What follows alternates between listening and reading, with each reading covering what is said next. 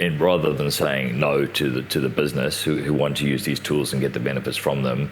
Because organizations like yours, Uniting, they are sitting on a lot of information and data.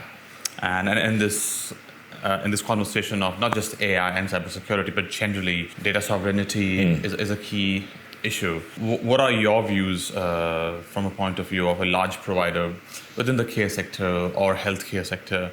From a data sovereignty point of view, what are the key things to be considered? Yes. To be thought through, to be laid out, to have a good data management or data planning?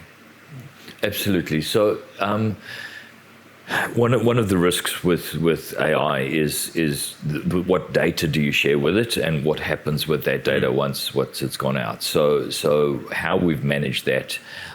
We've done a lot of work around classifying and tagging all of our sensitive data, so that we're aware of where sensitive data is kind of uploaded into AI, and we block that. But before we could do that, we enabled an approved path, if you like, which is the Microsoft Copilot capability, because all of that data is retained within the Microsoft tenancy. So that's how we overcome that. So and rather than saying no to the business who want to use these tools and get the benefits from them, we can say yes, of course you can do that, but this is the secure, safe way of doing that, right? So I do my best to not be the Department of No. It's yes, in this way is the way we manage that.